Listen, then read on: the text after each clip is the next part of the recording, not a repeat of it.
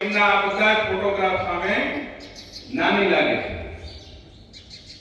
આપણે એમ લાગે છે કે હું આના કરતા વધારે સુખી નથી,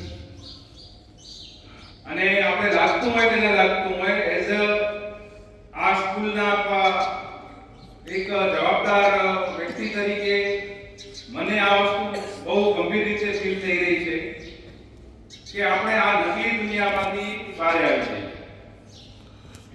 આપણે મળવાનું જે છે એ એકબીજાને સોશિયલ મીડિયાથી મળવા કરતા રૂબરૂ મળવાનું પસંદ કરીએ.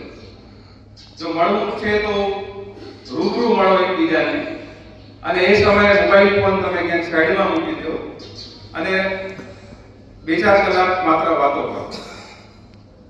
આ જે રેકોર્ડ તમારી સમક્ષ રચાઈ રહ્યું છે એનું એક એક્ઝામ્પલ આપું કે પેરેન્ટ્સ ડે, મતલબ માતા દિવસ, પિતા દિવસ, ફલાણા ઠીકણા, કેટલા બધા એમાં તમે કેટલા બધા લોકો જે એ દિવસે કેટલા બધા સ્ટેટસ મૂકે કે તમને એમ લાગે કે હું તો મારા માતા પિતાનો કઈ માન જ નથી કરતો, હું તો કઈ છું જ નહીં.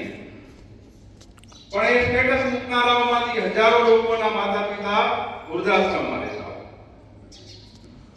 માતા પિતા એને વૃદ્ધાશ્રમમાં રહે છે અને વાતો કરે છે સેવાની. આ નકલી દુનિયા છે, આ વિદ્યાર્થીઓના માનસ ઉપર બહુ અસર કરે છે. જ્યાંથી મેં શરૂઆત કરી હતી કે જો ખુશી નાની નાની વસ્તુઓમાંથી મેળવી શકાય, પણ મારે બીજા કરતા વધારે ખુશ થવું છે એનો એક પણ રસ્તો નથી. એટલે એવા પ્રયત્નો કરવાને બદલે મિત્રો, તમારી પાસે જે છે એના માટે ઉપરવાળાનું સવારે રોજ ઉઠીને જ્યારે આપ સવારે ઉઠો ને તો પહેલો કામ એ કરવાનું કે તમારી પાસે જે ખુશી છે, તમને જે મળ્યું છે, તમારી પાસે જે અત્યારે જે પણ છે એના માટે ઉપરવાળાનું ખુદાનું પહેલો આભાર માનો કે બસ આ મારા માટે શ્રેષ્ઠ જે છે.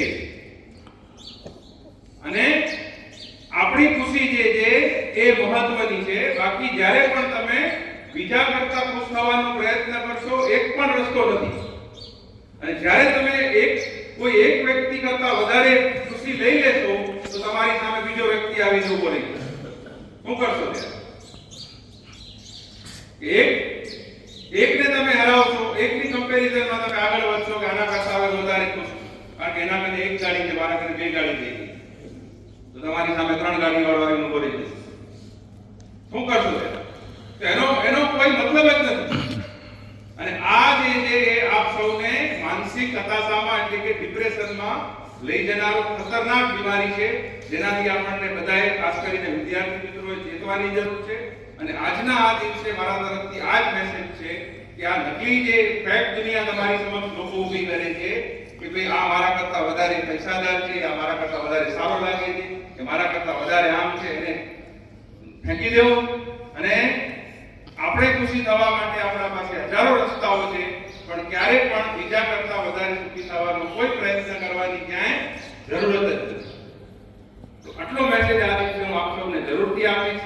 અને આપ સૌ ઓકે યુઝ કરો, સોશિયલ મીડિયા બધું કરો, પરંતુ એ કોઈને મદદરૂપ થાય, કોઈને એનામાંથી કંઈક કામનું આવે, કંઈક આપણે કોઈને મદદરૂપ થઈ શકીએ, સારી બાબતો જે છે એના ઉપર ચોક્કસથી આપણે આગળ વધીએ.